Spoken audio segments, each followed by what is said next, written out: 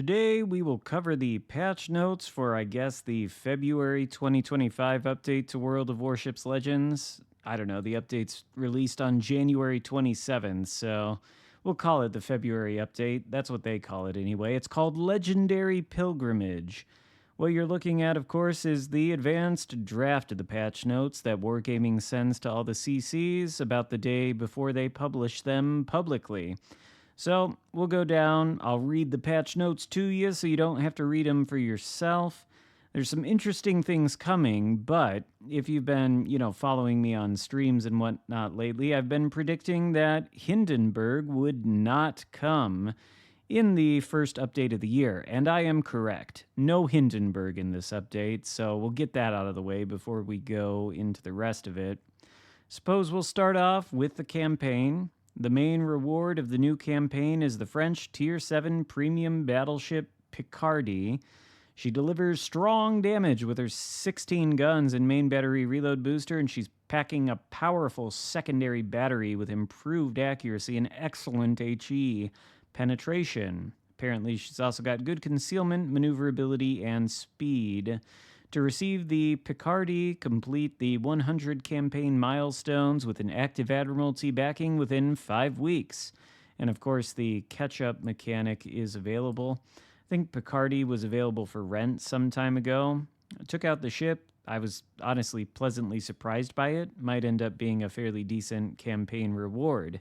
So yeah, 5-week campaign. Picardy is the campaign reward. Kind of nice that it's a tier 7 rather than a tier 8, just because the tier 7 premiums earn a heck of a lot more credits. So I think they're more useful in that sense. There's a breakdown of the campaign, of course. We don't need to go over that in detail.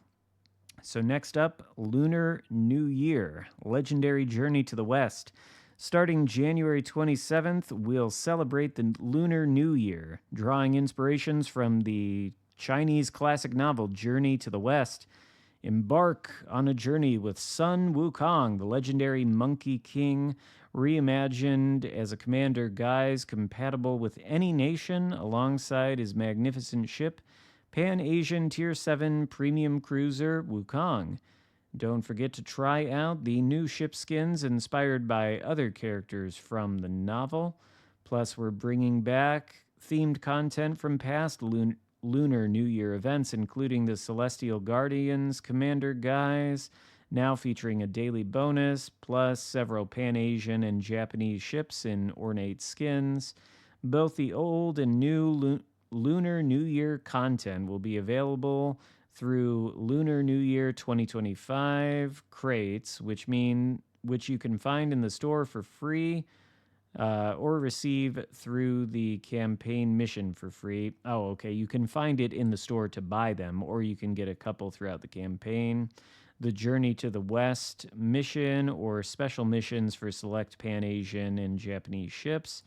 Moreover, the new crate has a chance to drop a completely new ship, Japanese Tier 6 premium cruiser Tokachi. We will reveal more details in a dedicated article soon. I think I actually have this thing on PC, but honestly, I couldn't tell you anything about it. We'll have to wait till the dedicated article to find out, but I would bet that it's probably not a great idea to be buying Lunar New Year crates on the off chance that one of them is going to drop this particular ship. I would imagine it probably is going to have a fairly low drop chance. I guess we'll see with the dedicated article. Anyway, moving on. There is a new legendary ship coming as a Bureau project, but it's the Jinan, a new ship that will be available for research in the Bureau starting on January 27th. This is basically the pinnacle of the Pan-Asian cruiser line. It's like in Atlanta. It's got a bunch of torpedoes. Basically a souped-up version of the Sejong. Should be a really, really good ship. I'm kind of interested in playing it, to be sure. I'm assuming that me and the rest of the CCs will get it on loan, so hopefully we'll be able to play it early on in the update, and you can see whether you think it's worth pursuing. And for those of you who are sad that there's not enough weeb content in this game, well, look at this. Arpeggio of Blue Steel Ars Nova is back. From February 3rd to March 3rd, which coincidentally, March 3rd is 2 days before my birthday on March 5th, the Arpeggio of Blue Steel Ars Nova returns to Legends with all previously released content. Visit the store to discover your favorite characters and commanders, various ships, including Arp Musashi. I saw a lot of people asking, will Musashi ever come back to the game? Apparently, yes, in its ARP version. I assume it'll be expensive, though. Then ARP Nachi and ARP Kirishima, and more content inspired by the Arpeggio universe, like a special skin for Yamato and other goods. Plus, make sure to complete the free mission, which will also be available from February 3rd to receive 1 Arpeggio crate and 1 Arpeggio 2 crates. There's a link so you can see the drop rate of the containers on wowslegends.com/containers. All right. Across the Java Sea, themed missions and historical ships.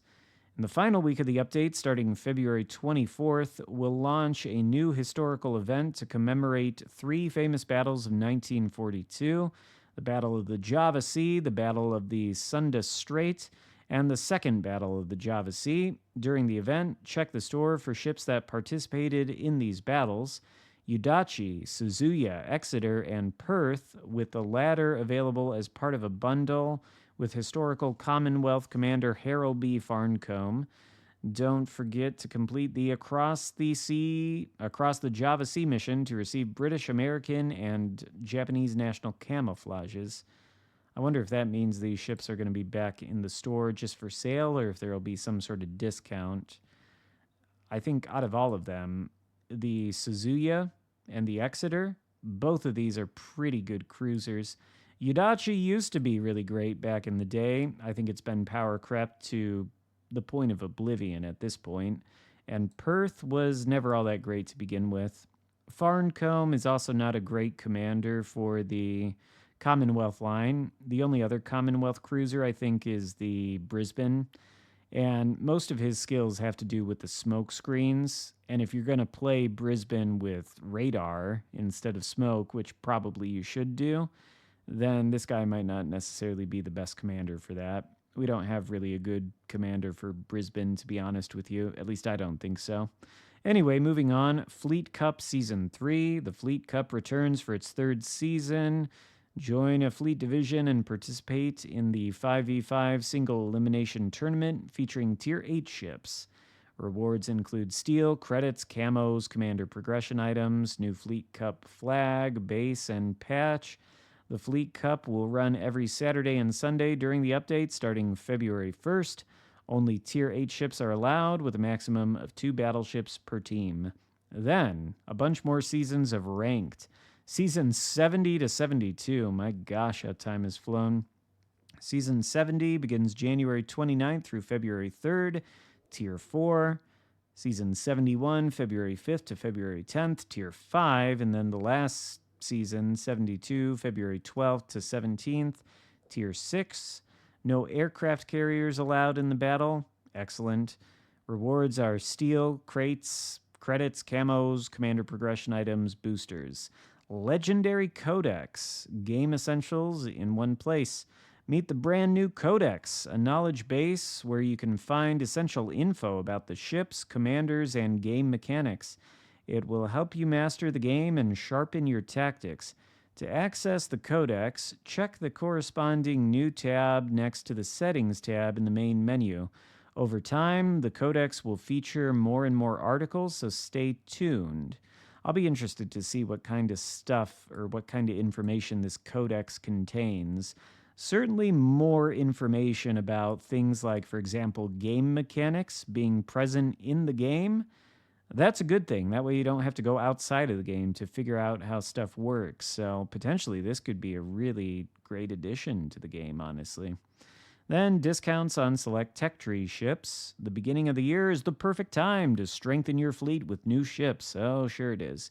Take a look at the discounts available during the update. 20% off Japanese battleship Izumo, 20% off French battleship Alsace, and 30% off Pan-Asian tech tree ships. tier 4 to 8. I would go for this if you don't have any of the Pan Asian Tech Tree cruisers. I think the whole line, well, especially the Sejong at the top, is very good. The Izumo, not so much. Alsace, it's okay.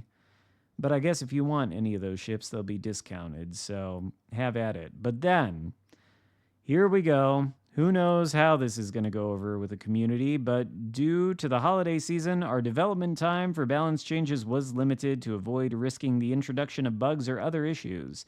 This prevented us from making a quick adjustments to the Chkalov until now. In this update, we're introducing a couple of nerfs to Chkalov's deadly skip bombers to make them less powerful and require more preparation time to use. Most notably, her bombs will now require an additional skip to arm and detonate. Number of required bounces for skip bombs increased from 1 to 2. Skip bomb maximum damage reduced from 12.5 to 10.5k. I guess we will see whether this will be a nerf that actually brings the ship in line. Maybe, who knows, but of course there are going to be people out there who are very, very upset to see that the nerf has been implemented. So if you're one of those people who are upset, then I believe there's going to be a way for you to file a support ticket so that you can basically get refunded if you bought the ship for doubloons, or refunded if you bought the ship for global XP. I believe Wargaming mentioned something about that to us when they handed the patch notes over. Let's see, yes. If you purchase the ship for doubloons, you'll be able to exchange her for the doubloon equivalent by filing a support ticket. Likewise, if you purchase the ship for global XP, you'll be able to exchange her for the global XP equivalent by filing a support ticket. Okay. Please note, you'll be able to make the exchange starting January 27th and for up to 30 calendar days afterwards. So if you're the kind of person who gets upset when a ship you paid for gets nerfed, even though the ship is completely overpowered and definitely needs to be nerfed for the overall health of the game, well, then you can get refunded by filing a support ticket, which I believe you can do at wowslegends.com. So there's that. This is a good change. I don't know if this will really do anything, but the thing needed to be nerfed. So there we go. And that's pretty much it. As far as the update goes, I didn't really expect there to be a lot of content for this being the February update, and there really isn't. There's a couple different things that were changed on all platforms and on the console and mobile versions. I don't really think any of them are worth highlighting in detail, and there's no Ministry of Balance article to go over. The only change appears to be this Chkalov Nerf. So yeah, there are the patch notes. I don't know that I'll have actually any time to stream the update, but I'll be streaming again this Friday or over the weekend before the update drops, so I will see you then. Till then, give the video a thumbs up, consider subscribing if you haven't already, and goodbye for now.